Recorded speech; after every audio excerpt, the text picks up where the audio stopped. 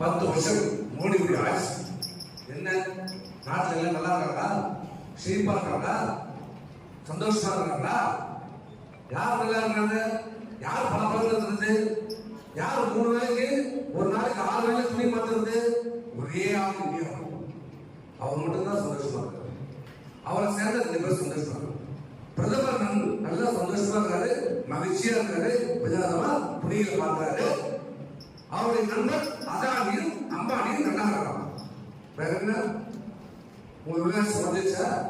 400 ரூபாய் இந்த கேஸ் 1500 ரூபாய் வைத்தது யாரு? இந்த மோடி. பெட்ரோல் 100 ரூபாய்க்கு வைத்தது யாரு? இந்த மோடி. டீசல் 100 ரூபாய்க்கு வைத்தது யாரு? இந்த மோடி. 13 லட்சம் அரசுல மத்திய அரசாங்கத்துல வேலை வாய்ப்பு காலியா இருக்கு. போட்டாரா?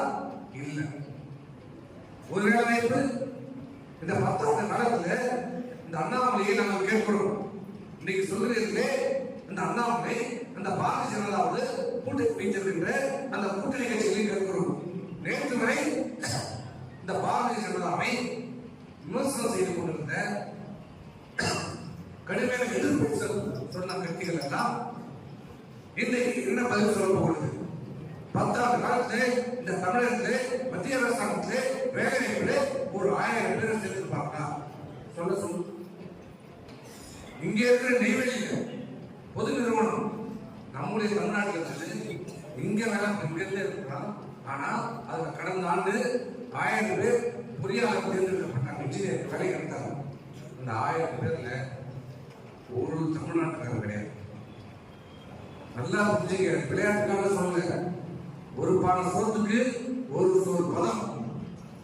இங்க இருக்கிற நம்ம பக்கத்து மாவட்டத்தில் இருக்கிற நெய்வேலி, அந்த நெய்வேலியில தோண்டப்படுகிற நிலக்கரியா நெய்வேலி மாவட்டத்துக்கு மேல நான் கனிம வளத்துறை அமைச்சராக இருக்கும் போதுதான் இந்த நெய்வேலி நிறுவனத்தால் ஒட்டுமொத்த கடலூர் மாவட்டமே பாதிக்கப்பட்ட மாவட்டமாக அறிவித்தது அம்மாவுடைய அரசு.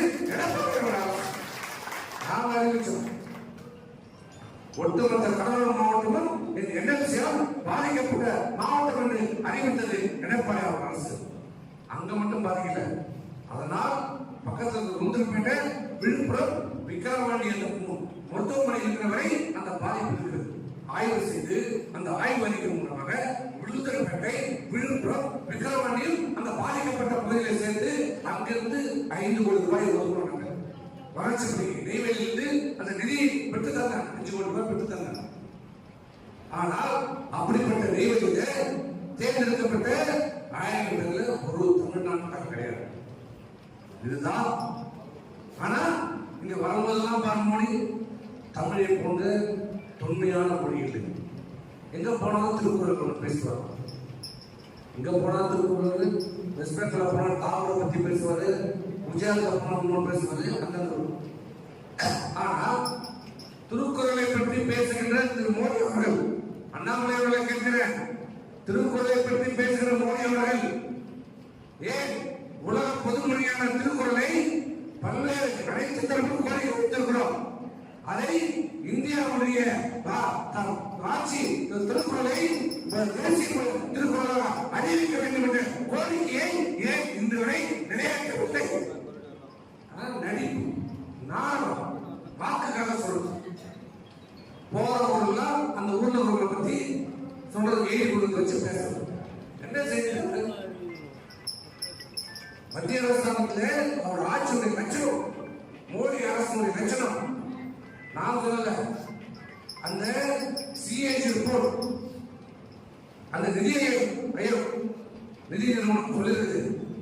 என்ன சொல்லியிருக்காங்க? மத்திய அரசாங்கம் போட்ட திட்டங்களை முறையாக நடைமுறைப்படுத்தாததால், காலதாமதம் செய்த காரணத்தால் ஓராண்டு 2023 மட்டும் ஏற்பட்ட நிதி சுமை இழப்பு எவ்வளவு தெரியுமா? 4,80,000 கோடி. நம்ம தமிழ்நாடு பட்ஜெட்டே 3 லட்சம் கோடி தான் ஒரு ஆண்டு. 3.4 லட்சம் தான்.